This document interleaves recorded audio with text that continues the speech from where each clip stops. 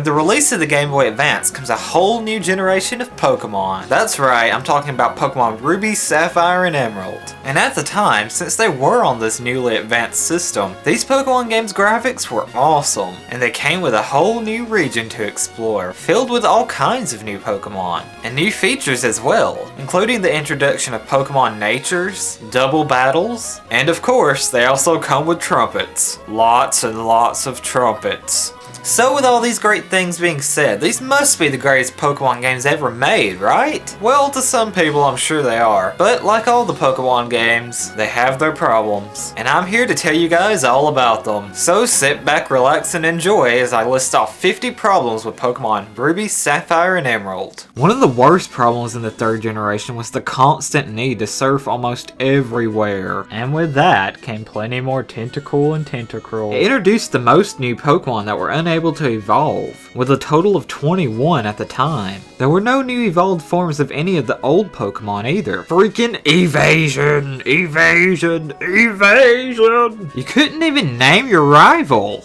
Diving was introduced, but you could only dive in certain spots, and most of the time there was nothing too interesting to see down there, except for maybe some of that seaweed. Having to switch from one bite to another can be pretty annoying. Pokemon contests were pretty boring. I never really found making Pokeblocks too interesting. The whole Team Aqua and Team Magma story wasn't as good as it could have been, but the remakes make up for that. We start off by being shipped to our new home like we're part of the freaking luggage. Seriously, what kind of parenting is this?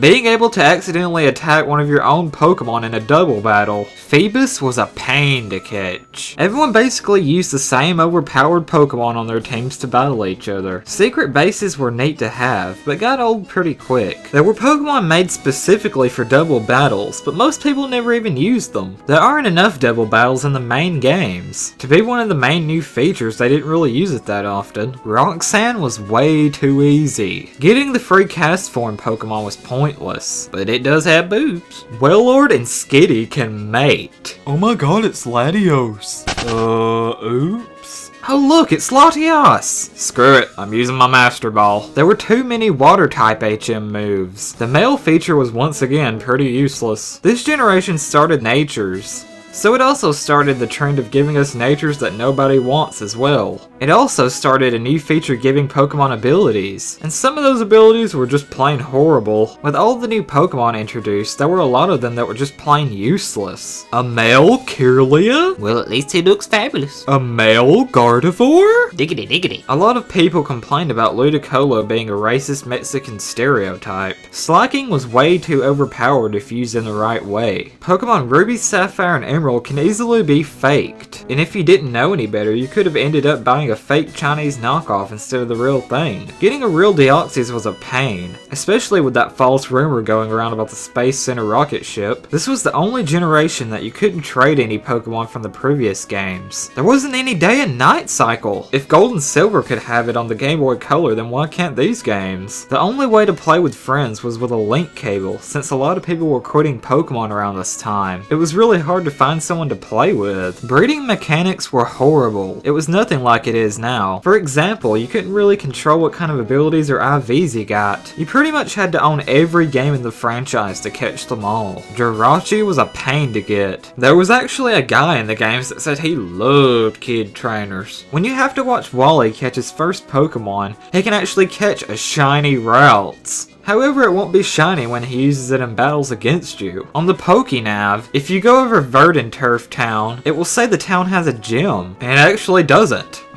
Having to hear all about how much everyone likes Mudkips. I like it a lot. There's actually a part in the game where a guy asks you, "Where did you come from?" And your only answer options are yes or no. I came from the town of Yes. I'm sure you never heard of it. Mawil's name is actually spelled wrong in Pokemon Ruby's Pokedex. Instead, it's spelled Mawile. The Pokemon Lopunny was considered to be too sexual by many parents. Spending all these years thinking that this was his hair, only to realize that this was just a hat the whole time. And the most important thing, why's my rival so uninteresting? She just has this bland personality and a cliche storyline as well. I know that the rivals before were totally butts, but at least they had personality.